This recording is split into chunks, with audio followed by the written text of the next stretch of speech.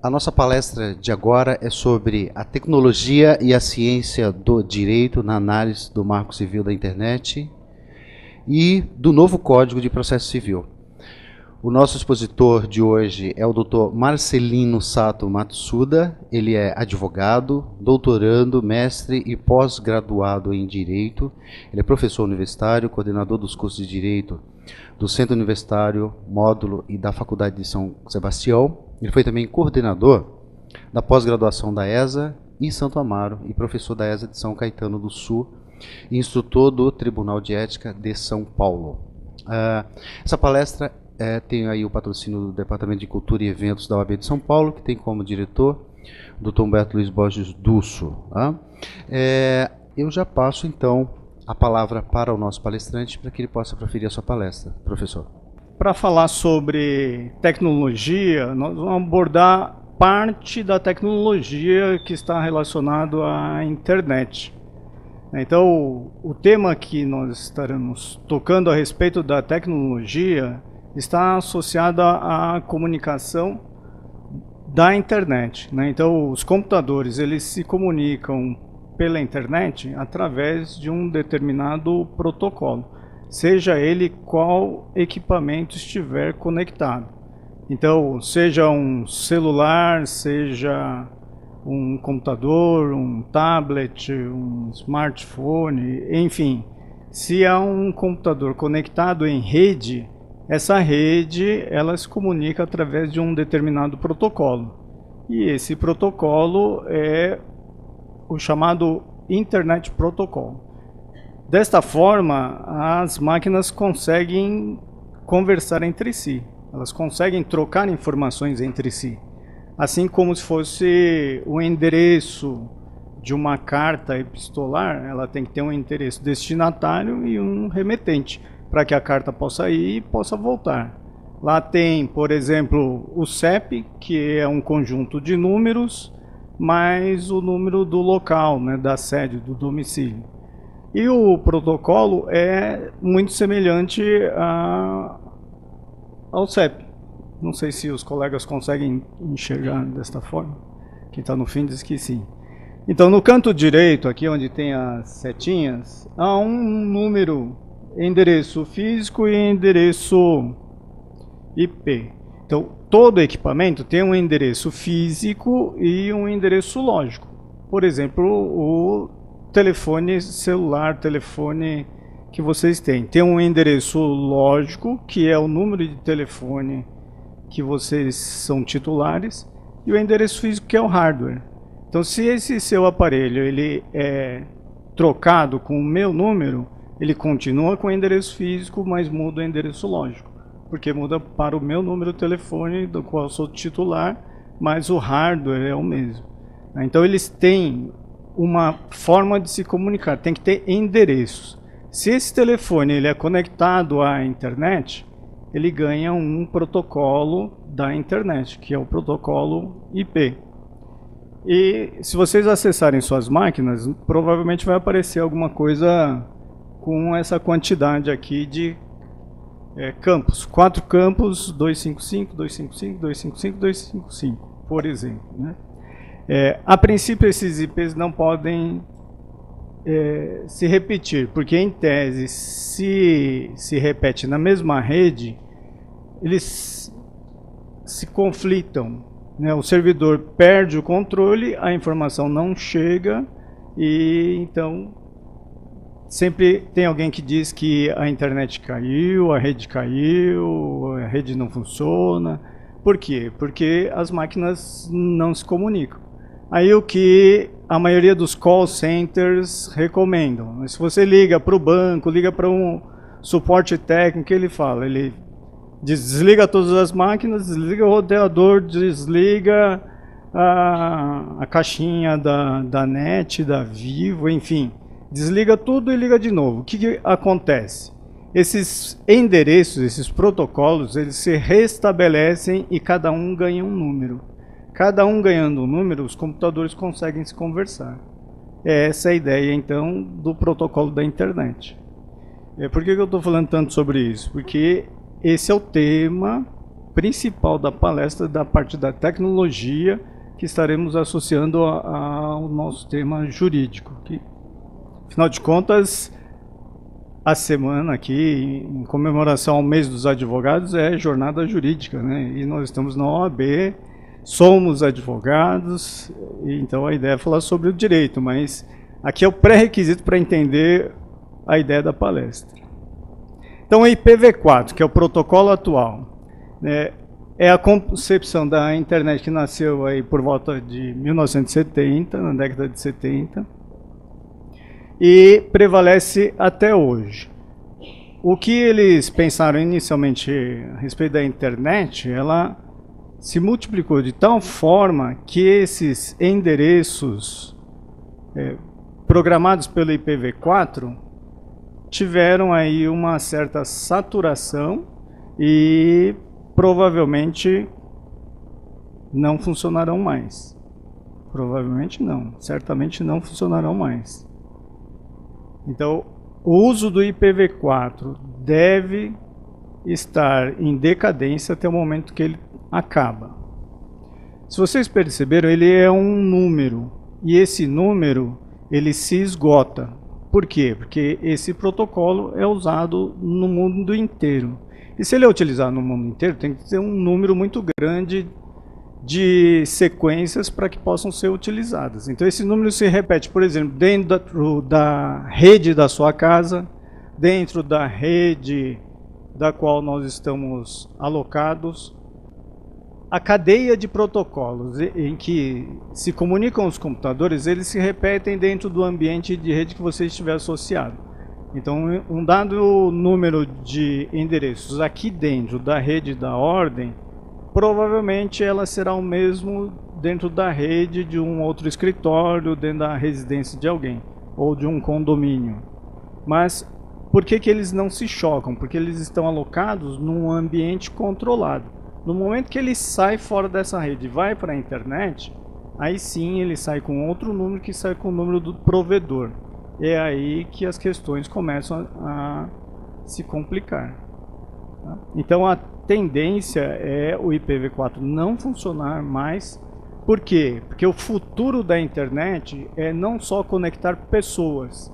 Hoje nós usamos a internet para conectar pessoas, né? Mandar e-mail, receber e-mails, acessar um site. Hoje nós conectamos pessoas a algumas coisas, e então o futuro da internet é a internet das coisas para a internet de tudo. Então o futuro da internet é conectar tudo a tudo. Então, com a ideia da internet das coisas, é que as coisas tenham internet. Por exemplo, além da máquina, as roupas terem internet, os óculos, isso já é conhecido, né? Isso é possível. A medicina tem internet, marca-passo tem internet, pílulas e assim vai. Só que para isso precisa de um número de IP muito grande. E, portanto, o IPv4 ele não funciona mais. Não funciona mais e então deve-se utilizar o protocolo IPv6. O futuro é o IPv6. A ideia do IPv4 era ter encerrado o seu funcionamento o ano passado, o ano retrasado. Então, desde a década de 90, deveria-se ter convertido o protocolo IPv4 para o IPv6. Década de 90 seria aí no apagar das luzes de 90. Então, em 99, propriamente dito, deveria-se estar falando em converter o protocolo que é o 4 para o 6. Com certeza aqui todo mundo já ouviu falar no IPv4 e IPv6, né? Então a evolução do IPv4 para o IPv6 é essa a importância do que nós vamos discutir aqui, né? Porque IPv4 deixa de funcionar e IPv6 é o futuro. Só que esse futuro ele é um futuro presente, quase que passado já, porque se era para ter encerrado o IPv4 no ano passado, retrasado, o IPv6 deveria ser presente e não mais futuro, né? Então, esse IPv6 foi projetado na década de 90. Em 98, teve-se aí as propostas iniciais para se converter o protocolo, e a vantagem é a insuficiência de meios de comunicação, de canais de comunicação, de protocolos, de números que o IPv4 não possibilitava, não permitia, e o IPv6 sim. Em 99, a internet certamente não estava tão avançada quanto hoje. Então imaginem o que pensavam os técnicos há 15 anos a respeito de modificar um protocolo ou não. Certamente não pensaram, né? Não pensaram, não projetaram. Então, por que alguém desenvolveria um software, um aplicativo, um hardware para funcionar dali 15 anos se ele nem sabe se aquele aplicativo estaria rodando ainda 15 anos depois? Então, o que aconteceu? Pouca conversão do IPv4 para o IPv6. Alguns provedores de ponta, esses já estão convertidos, e a maioria deles não estão. Então a vantagem do IPv6 é a comunicação, e aqui no finalzinho os avanços tecnológicos. Então o futuro é a internet das coisas, a Internet of Things, e internet de tudo, Internet of Everything. A ideia é conectar tudo a tudo. E essa ideia, há 15 anos, poderia ser algo remoto, talvez um sonho, mas hoje é possível, palpável, né? É muito próximo da nossa realidade esta argumentação. E por isso, então, que a importância da conversão deve ser maciça e gritante. Por quê? Com a entrada do IPv6 ou com o esgotamento do IPv4, as pessoas ou as máquinas, elas não conseguirão funcionar em dois protocolos ao mesmo tempo, né? O IPv4 não funciona junto com o IPv6. Por quê? Porque a sequência de números é diferente. No IPv4 é numérico, no IPv6, além de números, tem letras, e essas letras correspondem a algarismos que aí vai se multiplicando de uma forma exponencial. Então, o equipamento ou o aplicativo ou o software hardware que esteja funcionando apenas no IPv4, ele para de funcionar no momento que cessar esses endereços, no momento em que se esgotar e trocarem as máquinas. Agora tira tudo IPv4 e é só IPv6. O que acontece? Fornecedor de produtos ou serviços deixa de funcionar. O cliente não tem mais acesso à informação. Isso deveria ter acontecido o ano passado, retrasado. Como tudo está demorando um pouquinho para ser convertido, há um paralelo de funcionamento. Então há uma máscara de funcionamento entre esses dois protocolos. Eu não sei se alguém já fez um teste ou por acaso já olhou na sua TV, no seu celular, alguma informação de que o IPv6 não está funcionando. Não sei se isso já aconteceu com vocês. Se, por exemplo, vocês estiverem assistindo lá Netflix, o marketing do Netflix, né? Que é filme pela internet. Provavelmente ele dá umas paradinhas, umas travadinhas se a internet não estiver funcionando muito bem. E se a sua TV for uma Smart TV, uma TV inteligente, provavelmente ela estará programada para acessar o IPv6. E aí nessas travadinhas, de tanto procurar por que está travando, você entrando nas configurações, ele aparece lá o protocolo IPv4 e IPv6 e a TV faz um teste para verificar por que está demorando. E ela diz para você que o IPv6 não funciona, IPv4 está assim ou assado. Eu não sei se alguém teve a curiosidade, mas faça esse teste. Ou o próprio computador dá para fazer o teste. Ou no próprio site do ipv6.br vocês conseguem fazer o teste para verificar se o seu equipamento está programado para receber o IPv6, o roteador da internet, o provedor de internet da qual vocês são titulares, ele testa o provedor, o roteador e o seu equipamento. E até ele sabe se o seu navegador estará preparado ou não para receber o IPv6. Então aqui uma imagem do site da Cisco. Na verdade, essas imagens eu peguei todas da internet, então agradeço os fornecedores dessas imagens, né, que gentilmente deixaram lá na internet, e a titularidade é deles, então não é nenhuma minha.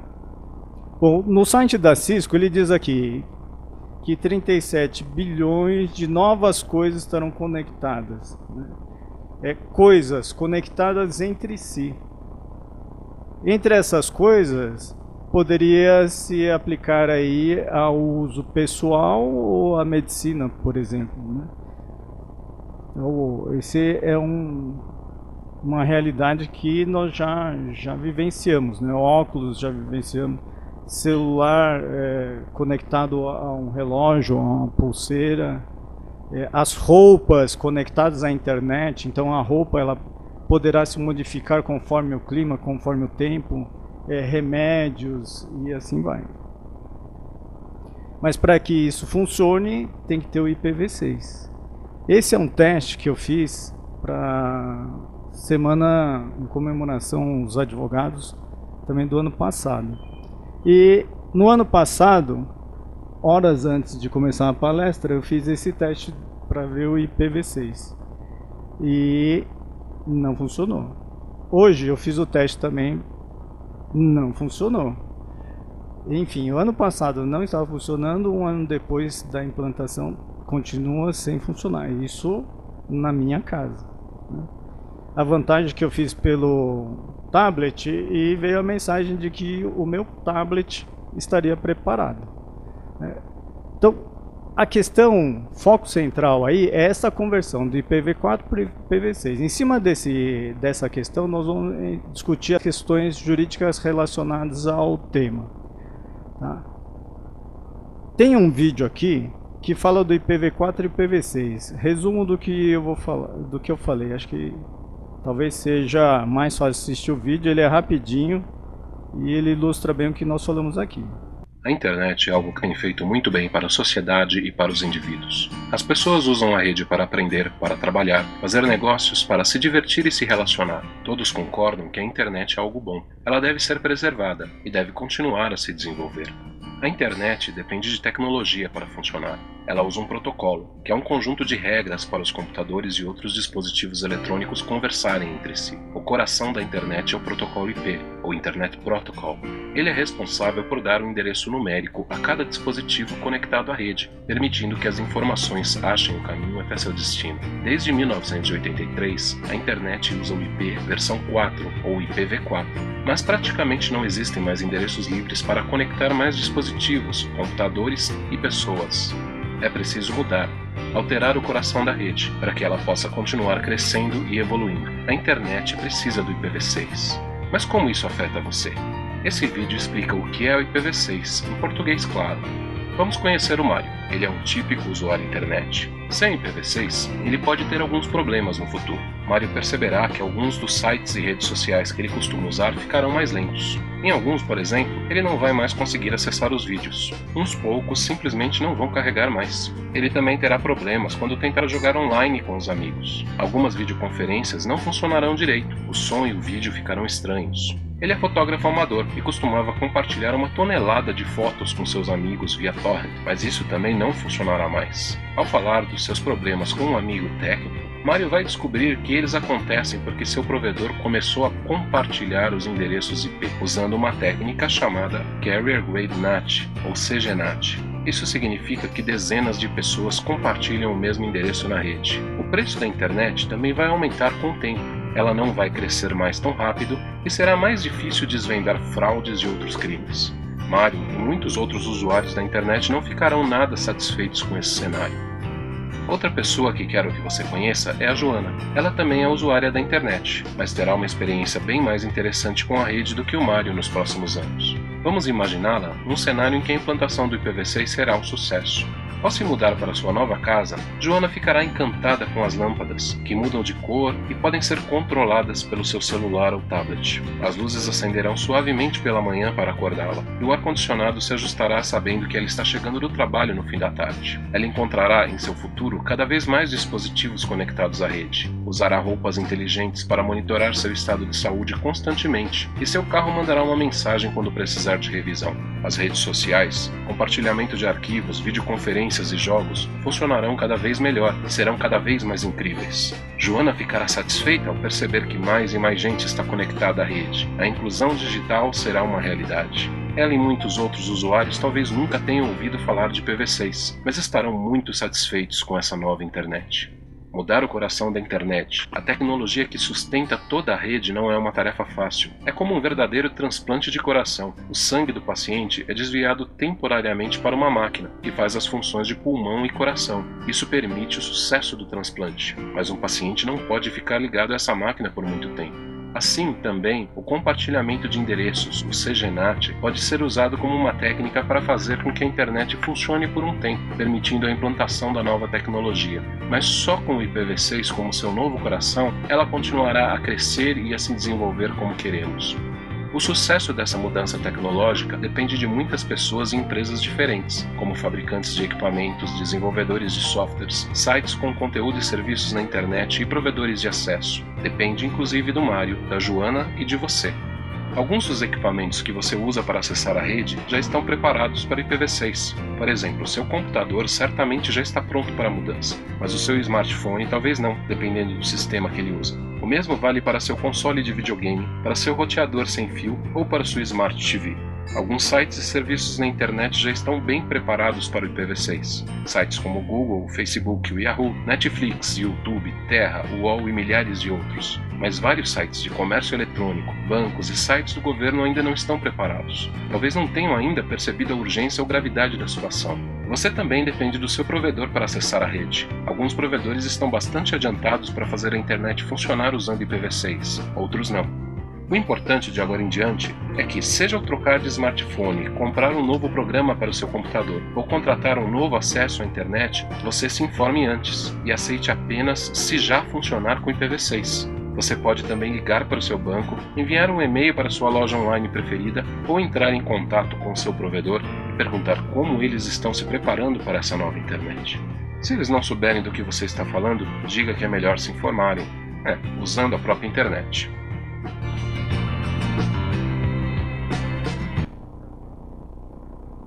Esse vídeo é do site ipv6.br. Ele fala da importância entre as várias outras questões tecnológicas a respeito da internet, com foco no IPv6. Né? A internet é tema que sempre aparece nas minhas palestras, porque a internet ela é analisada mundialmente em relação à evolução de uma sociedade. Então, pelo Banco Interamericano de Desenvolvimento, ele já fez um estudo e ele percebeu que quanto mais tecnologia, mais cresce uma determinada sociedade. Então, a internet ela não tem volta. A tecnologia não volta mais. E a internet, com certeza, ela é fonte de renda para a sociedade. E se é assim, com certeza as empresas não deixarão de entrar nesse mundo. Né? Então, continuando a ideia aqui do IPv4 e do IPv6, que o IPv4 deveria ter sido implantado e o IPv4 deveria ter saído já do seu momento de implantação, encerrado a sua utilização e o IPv6 implantado, a tecnologia, num sentido amplo, seja ela hardware, software ou qualquer outra forma de pensamento tecnológico, ela tem um ciclo de desenvolvimento. Então esse ciclo de desenvolvimento de sistema está associado ao resultado de um determinado sistema. Esse sistema no sentido amplo, hardware, software ou qualquer outro sistema implementado. Então, quando se implementa alguma tecnologia ou alguma coisa nova, qualquer que seja, ela deve ter esse ciclo conforme apresentado aqui. Primeiro deve se estudar bem, verificar as suas necessidades, depois gasta um tempo bom ainda no desenvolvimento, na programação e bastante teste. O efeito disso é a baixa manutenção. Quando esse ciclo ele não é respeitado, o gráfico é invertido. Pensa-se pouco, desenvolve-se rápido e a manutenção é grande. Isso é fácil de perceber quando vocês adquirem equipamentos novos. Há equipamentos que logo após a aquisição ele dá problema. Por que ele dá problema logo após a aquisição se ele já foi colocado no mercado e recentemente colocado? É porque o ciclo de desenvolvimento não seguiu o que deveria ser. Então desenvolveu-se muito rápido, testou-se pouco e a manutenção se dá na mão do consumidor final. Então quando o consumidor adquire o produto, é ele que percebe que o equipamento não funciona. Então o gráfico fica invertido e aí a manutenção é alta e o risco ou a despesa normalmente acaba recaindo na mão do consumidor e o fornecedor, o fabricante, às vezes nem é contactado. Por quê? Porque às vezes o consumidor sequer sabe que aquilo é um defeito ou ele não tem conhecimento suficiente para identificar que aquilo é um defeito. Daí então o problema. O tempo ideal para implantarmos IPv6 já acabou. Esse é o tempo ideal, ou seja, aquela curva de desenvolvimento do sistema já está invertida, né? Então, acabaram-se os endereços IPv4 e o IPv6 deveria estar funcionando. Essa é a realidade. Então, quando se pensou, vimos nos slides anteriores, na implantação do IPv6 foi lá em 98, 99. 15 anos se passaram e nada foi feito. E nada foi feito, agora é o momento de resolver a situação atual. Qual é a situação atual que foi dita no vídeo também? Haverá aí um paralelo entre o IPv6 e o IPv4. Então o mesmo número de IPv4 será utilizado por mais de uma pessoa. O mesmo número de IPv4 será utilizado por mais de uma pessoa, através de uma tecnologia NAT. Então esse equipamento e esse software, eles identificarão vários usuários com o mesmo endereço IP e farão com que eles consigam acessar a internet. Qual é o problema disso?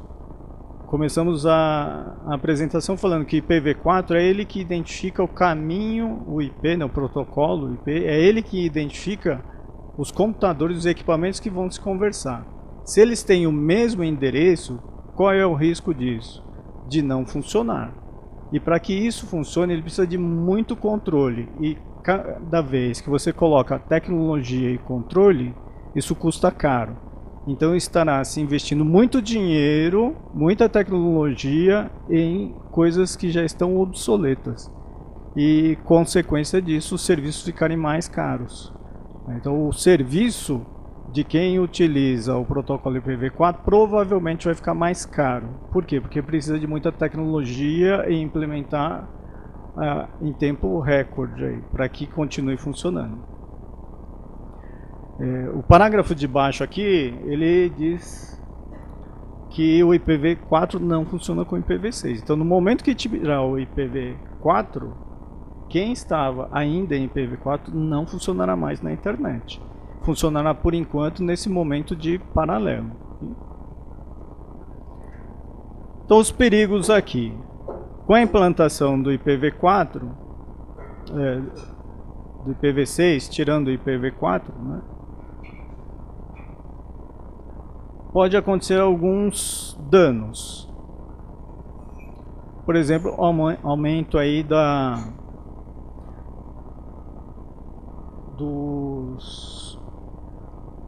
dos riscos em relação à falta de controle, em relação à tecnologia demasiada que tem que se colocar em tempo recorde e diminuição no funcionamento dos aplicativos relacionados a vídeo, voz, compartilhamento entre equipamentos ponto a ponto.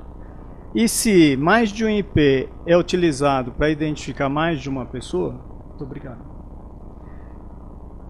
há o risco das fraudes eletrônicas, há o risco de não se identificar a autoria, há o risco, portanto, nas questões econômicas, sociais em geral, né? Daí gera então questão civil, criminal e assim vai.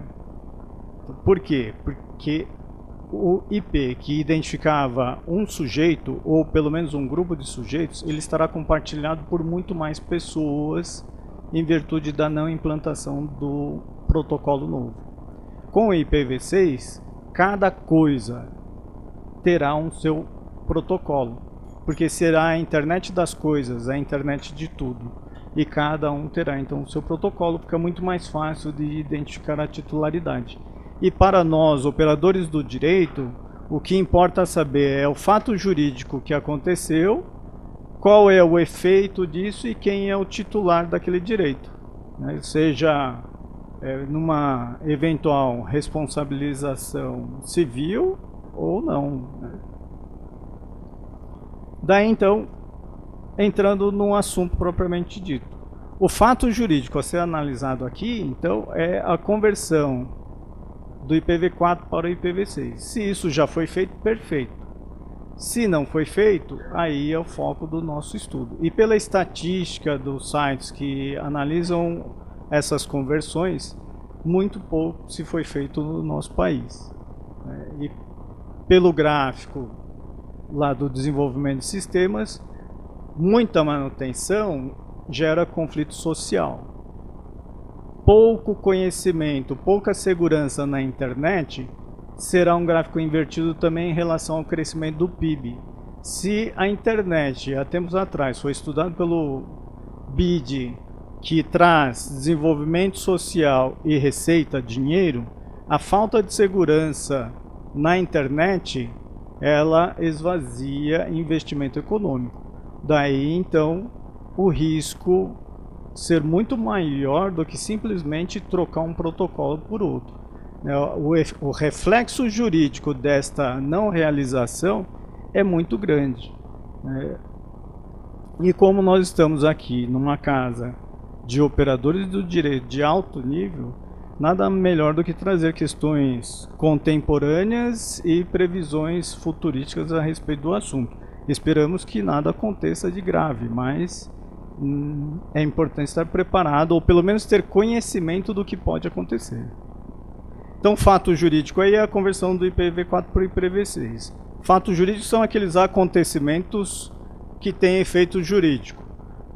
Acontecimentos futuros, passados ou presentes, né? Então, nós estamos analisando aqui o que já deveria ter feito e não foi feito. Em relação ao fato jurídico, lá numa das classificações entre fato jurídico natural e ato jurídico, jurígeno ou ato humano, vamos separar entre os lícitos e os ilícitos. A ausência de conversão do IPv4 para o IPv6 poderia se encaixar como ato ilícito? Bom, lá no Código Civil, no artigo 186, ele diz que aquele que por ação ou omissão voluntária, então depende da voluntas aí, aquele que por ação ou omissão voluntária causar dano a alguém, isso é dolo. Então, a ausência de conversão do IPv4 para o IPv6 poderia ser um dolo? Deixou de converter porque quis, querendo um determinado resultado, né? Seja ele civil ou penal, o dolo é o mesmo, né? A origem do dolo, ela parte daqui da ação ou omissão voluntária. Deixou de converter para não realizar um determinado contrato, é dolo, né? A questão da culpa está no próprio artigo 186, que quando ele continua lá, ação ou omissão voluntária, negligência ou imprudência. Negligência e imprudência são uma das modalidades da culpa em sentido estrito. Então essa culpa em sentido estrito é a falta do cuidado necessário. Veja, em 1999 deveria se iniciar a conversão para o IPv6. Passados-se 15 anos, 16 anos não se fizeram nada. É dolo ou é culpa? No mínimo, faltou o cuidado necessário. Afinal de contas, se alguém era profissional, alguém vendia hardware, alguém vendia software, alguém desenvolvia sistemas relacionados à internet, ele sabe, no mínimo deveria saber que aquele protocolo vai mudar. E se aquele protocolo muda, ele deveria estar projetando seu sistema para funcionar no IPv6. Ah, por que não fez? Ah, não tinha hardware, não tinha dinheiro, não tinha software.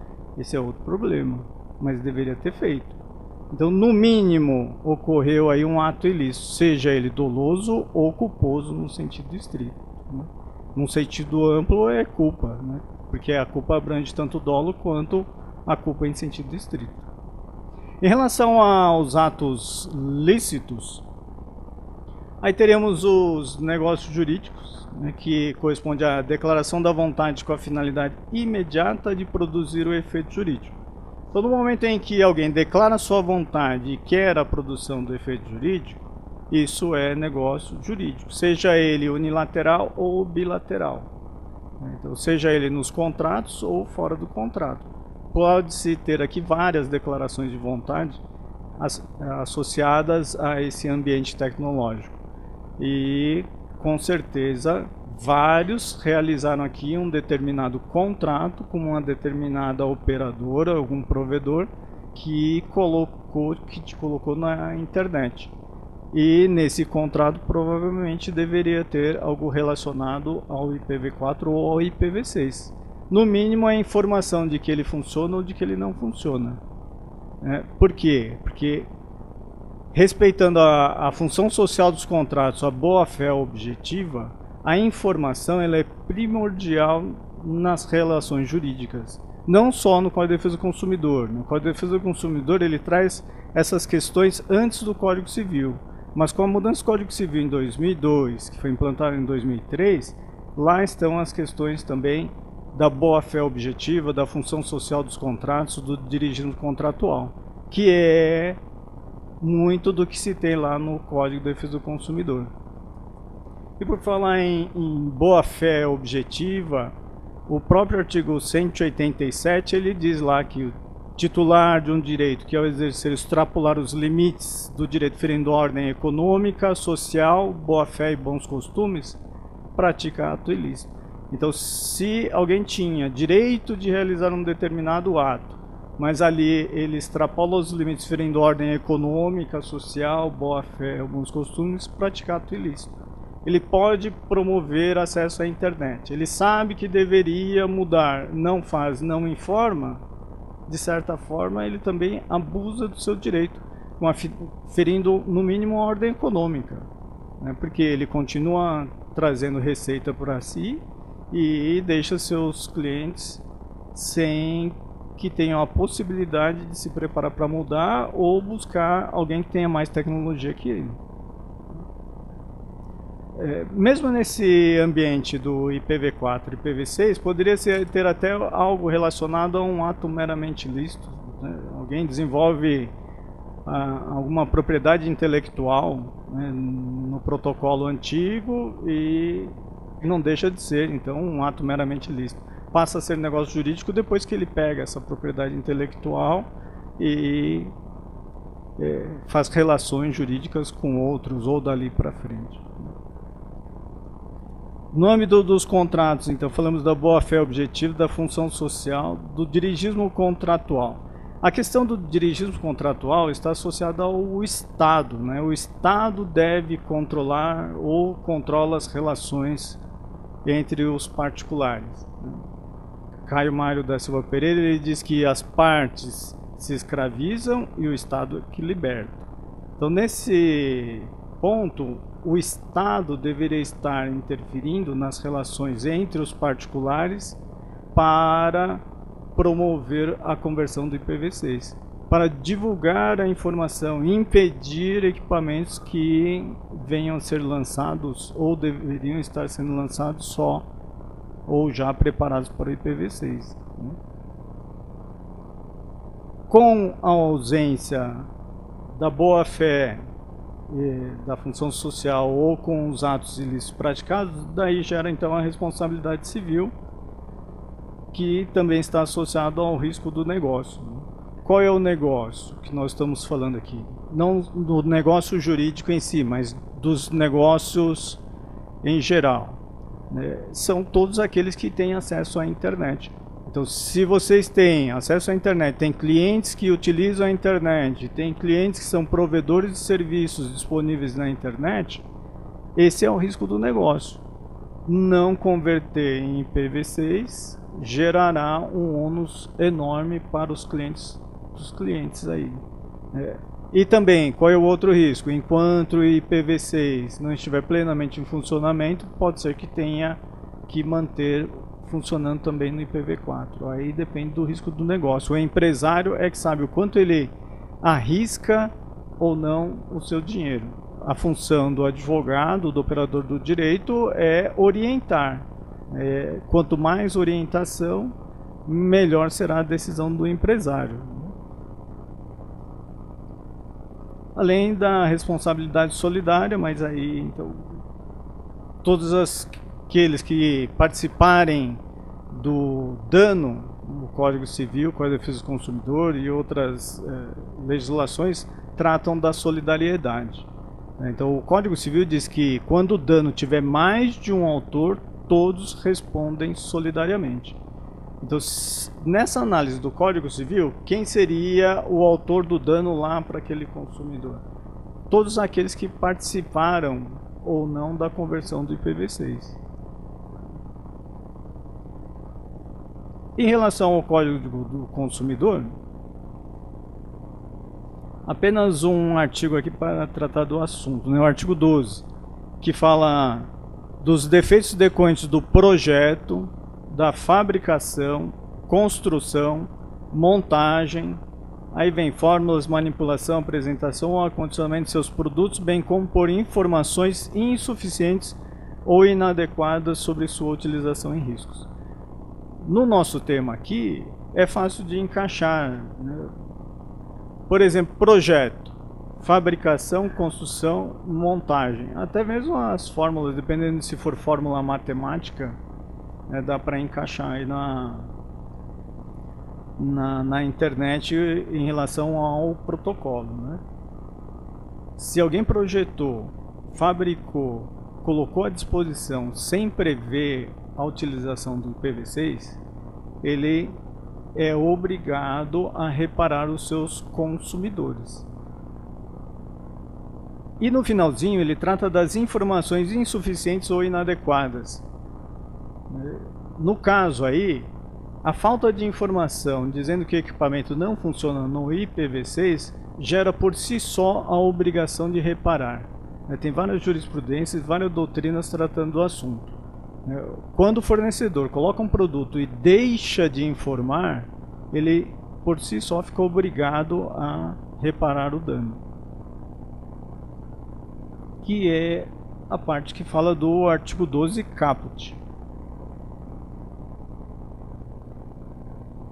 Ainda em relação ao artigo 12, parágrafo 1º diz que o produto é defeituoso quando não oferece a segurança que dele legitimamente se espera, levando-se em consideração as circunstâncias relevantes, entre as quais 3. A época em que foi colocado em circulação.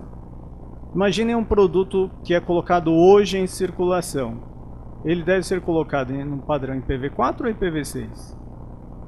É IPv6, afinal de contas, todo técnico sabia que era para parar de funcionar o 4 ano passado retrasado.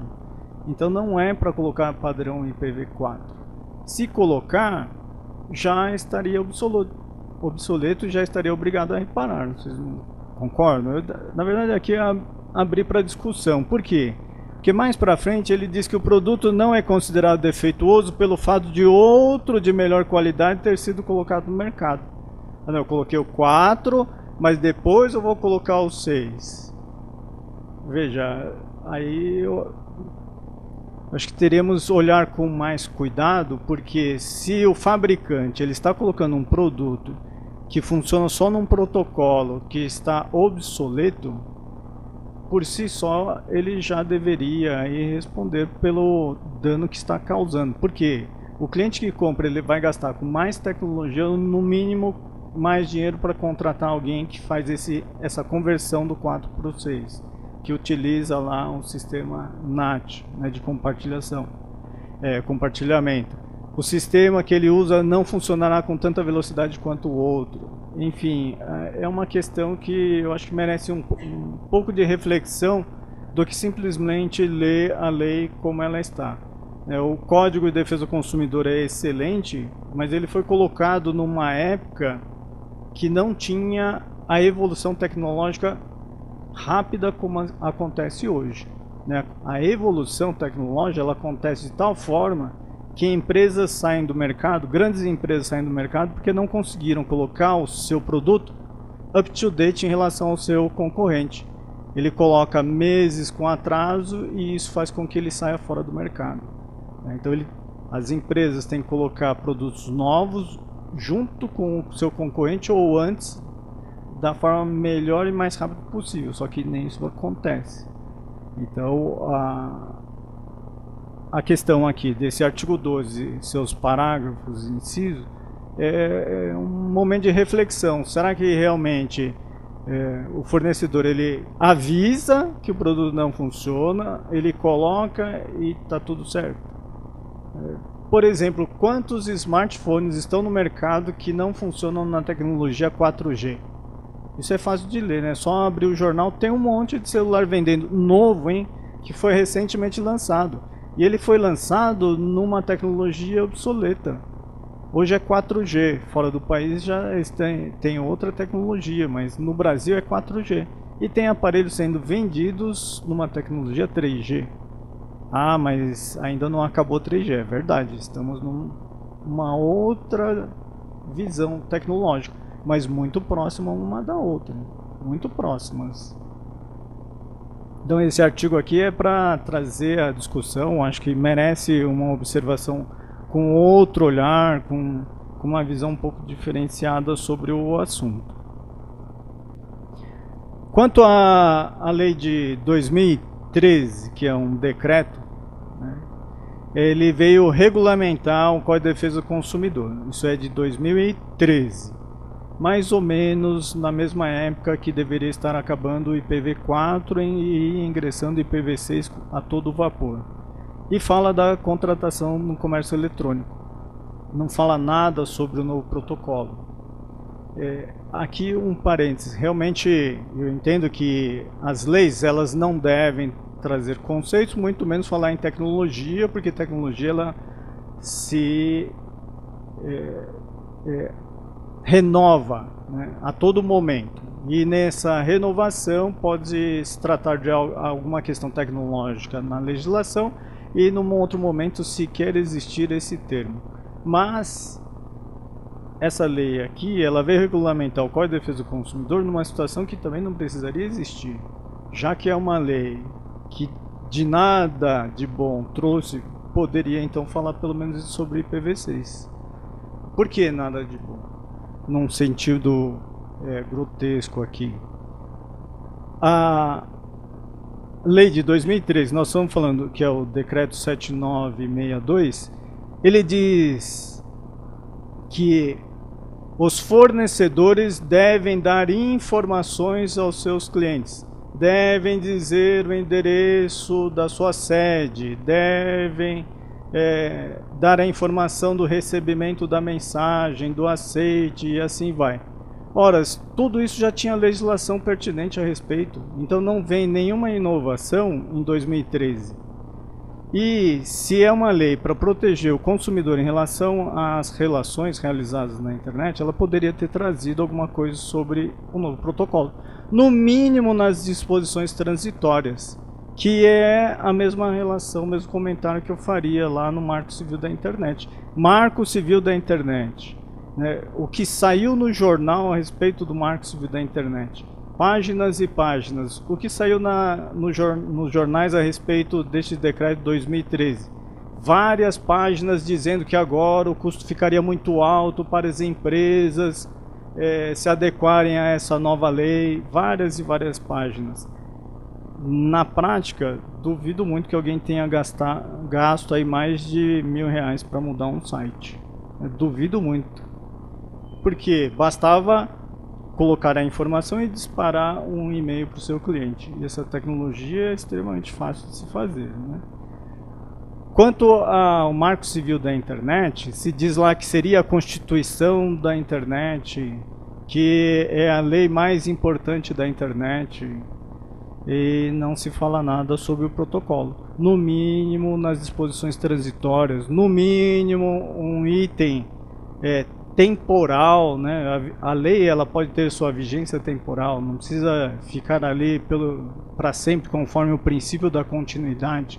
Então realize algo a respeito desse período extremamente importante, não para o Brasil, mas para o mundo. O Brasil, fora do IPv6, ele está fora do mercado, fora do capital. E nós estamos num país capitalista, num mundo globalizado, né? Essa é a questão em relação a essa lei e ao Marco Civil da Internet. E na época lá, esta lei tinha a vacatio legis de 60 dias. Então, falando aqui propriamente do Marco Civil da Internet, se vocês olharem lá sobre todos os itens apresentados, nenhum deles trata do assunto como deveria ser tratado, né? E um dos comentários que eu trouxe aqui, na época, era da revista Exame, que faz aí uma reportagem a respeito da internet. Então, só para falar da Constituição da Internet, enfim, se ela é uma lei tão importante assim, no meu ponto de vista, deveria tratar da parte mais importante da internet, que é o protocolo. Sem a comunicação não tem rede, não tem internet. Não tem o básico do que tem para funcionar. Quanto ao Código de Processo Civil, alguns pontos relacionados à autenticidade. Por quê? Porque vimos que um dos riscos do IPv4 continuar funcionando é o conflito de endereços IPs para mais de um autor. Se o endereço IP identificará mais de um autor, corre-se o risco de não ter a autenticidade, que é um dos requisitos dos documentos. Esse documento ele tem que ser íntegro e autêntico, né? Se não se tem a autenticidade, há um grande risco. E como o Código de Processo Civil ele é novo e também tem foco no ambiente eletrônico, nada melhor do que tratar pelo menos de alguns pontos aqui relacionados à autenticidade, que é o tema que eu encerrarei a minha apresentação. Então, artigo 19, da jurisdição e da ação. O 19 fala que o interesse do autor pode limitar-se à declaração da autenticidade ou falsidade do documento. Então alguém apresenta lá um determinado documento, conforme o Código de Processo Civil atual e o Código Civil, né, ele é qualquer coisa que possa ser reproduzida mecânica, cinematográfica, fotográfica, química ou eletronicamente. Isso é um documento. Esse é um documento conforme o texto do Código Civil. Já o Código de Processo Civil é muito próximo, sem a parte eletronicamente. Ou seja, qualquer coisa que possa ser reproduzida é um documento. Então eu tenho lá no meu pendrive alguns documentos. Por que eles são documentos? Porque eles podem ser reproduzidos, seja um texto, seja uma foto, pode ser reproduzido, é documento. Dali, então eu preciso provar a autoria, a autenticidade, a integridade do documento. Agora, se os IPs eles podem estar representando mais de um titular, como é que você prova que aquele documento é autêntico e veio de alguém que se diz ser? Corre o risco de não se identificar. Então, com esse risco da não identificação, aí cai por terra as leis que vêm apoiadas na tecnologia, né? Mas obviamente que o Código de Processo Civil não é só para tecnologia, né? Pode ser qualquer outro documento, mas no nosso caso o tema é associado à tecnologia. Quanto à prática eletrônica dos atos processuais, o artigo 195 trata do assunto. E aí fala em relação aos requisitos de autenticidade, integridade e temporalidade. Esses requisitos eles estão protegidos por uma determinada pessoa jurídica, que pode ser de direito público ou privado, que fará a segurança das chaves, né? Então, há uma certificadora que garantirá que aquele que diz que é o titular de uma determinada declaração é verdadeiro e de que aquele documento não sofreu alteração. É isso que faz, então, o protocolo eletrônico, é isso que controla os processos eletrônicos. No momento que alguém acessa o site de um determinado tribunal, anexa um arquivo, tem que colocar lá o seu certificado eletrônico, tem que se identificar a uma entidade que controla isso, uma entidade certificadora. Então essa entidade certificadora, ela recebe esse documento, primeiro identifica quem está se apresentando, verifica que é cliente dela e garante a integridade do documento que está sendo encaminhado.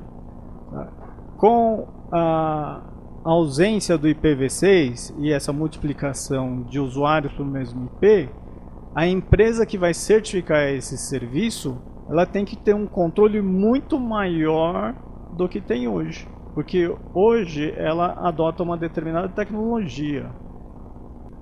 Hoje, né? Hoje de algum tempinho atrás. Hoje, provavelmente dito, ela tem que ter uma tecnologia muito maior para fazer o mesmo serviço. É aí que o custo aumenta. É aí então que o risco dela também aumenta. Para nós, usuários desse tipo de serviço, teremos uma tendência na renovação do nosso certificado eletrônico que custa bem mais caro do que deveria ser. Com o IPv6, isso seria muito mais barato por outro lado. Das cartas, artigo 264. Aqui fala da carta, que pode ser meio eletrônico, telefone, telegrama e assim vai. Na verdade, aqui é a carta precatória, né? Mas pode ser por meio eletrônico. Então, tudo que tem meio eletrônico tem uma questão a ser observada com mais cuidado, mais carinho, mais atenção. Exatamente por causa desse risco do IPv4 estar funcionando e não o IPv6. Então, lá fala do meio eletrônico. 267 diz: o juiz recusará cumprimento da carta precatória ou arbitral, devolvendo com a decisão motivada quando 3. O juiz tiver dúvida acerca de sua autenticidade. O juiz tem dúvida da autenticidade. Como é que se prova? Se ela veio por meio eletrônico, tem que buscar o endereço IP, provar a autoria, a autenticidade. Se ele se perdeu no meio do caminho, fica difícil aplicar uma lei nova. Da força probante dos documentos, 411. Considera-se autêntico o documento quando? Aí tem 2 já direto. A autoria estiver identificada por qualquer outro meio legal de certificação, inclusive eletrônico, nos termos da lei. Veja, os documentos eles não precisam estar eletronicamente certificados, eles não precisam passar por uma certificadora para dizer que o documento é autêntico, o documento é válido. Bastaria que alguém reconhecesse que aquilo é válido. Se eu mandar um e-mail para vocês e eu disser que o que você recebeu é válido, aquilo é autêntico. Quem está garantindo? O emissor da mensagem. Agora, tem-se dúvida quanto à autenticidade, quanto à autoria. Vai para a perícia. Se naquele bolo de usuários do mesmo IP se perder a informação, não consegue se ligar as pontas e aí então uma tecnologia extremamente avançada cai por terra. Veja a importância disso. Há um tempo atrás, as pessoas mandavam cartas. Mandava-se telegrama. Pergunto para vocês, quantas cartas vocês mandam por dia? Física, epistolar, papel. Manda só se for assim alguma coisa muito diferente, né? Convite para uma festa. Carta, papel, ela caiu por terra. Por quê? Porque o e-mail funciona, né? Electronic Mail, esse correio eletrônico funciona muito bem, por isso que ninguém manda papel. Se o e-mail não funcionasse, com certeza as pessoas mandariam papel em vez de e-mail, ou SMS, ou WhatsApp, ou qualquer outra tecnologia que venha. Como ele funciona, as pessoas pararam de mandar papel e agora manda correio eletrônico. E correio eletrônico também está já em desuso para outras tecnologias que vêm aparecendo. Com o IPv4, o risco de não funcionar volta. Toda tecnologia tem risco, toda atividade tem risco. Quanto maior o risco, menor a utilização. Então nós estamos falando de uma tecnologia muito utilizada, consolidada e até estabelecida no Código de Processo Civil. O direito ele avança muito depois da sociedade. Se o direito ele chegou numa mesma época junto com a tecnologia, é porque foi consolidado. E agora está invertendo, a tecnologia que está apresentando riscos. Se vocês olharem aí estudos anteriores dos tribunais, STJ, STF, falando sobre tecnologia, certamente eles eram contra e até mudavam a interpretação da lei em relação ao risco. Por exemplo, o momento da formação do vínculo contratual. Desde 1916, o vínculo contratual se forma com o envio da mensagem. É assim no Código Civil de 16 e é assim no Código Civil de 2002. Tribunal Superior entendeu o contrário, que não. Que como na tecnologia tem risco, tem que ser depois do recebimento, não é mais com envio. Isso foi antes dos e-mails serem utilizados em massa. Hoje, e-mail é tão utilizado em massa que com certeza aquele entendimento falou assim, não tem risco. Mas agora eu venho e falo que, opa, tem risco sim. Mas o risco é da tecnologia que está sendo mal utilizada. Ou que não está sendo adequada no tempo que foi. Mas não é porque tem risco que deve-se mudar a interpretação da lei. Se tem risco, deve-se penalizar aquele que deixou de fazer. Aquele que tinha tempo para fazer e não fez. Aí sim é que dá garantia da segurança jurídica, é assim que se consolidam as instituições. Esse é o meu ponto de vista. E não mudar a interpretação da lei porque tem risco.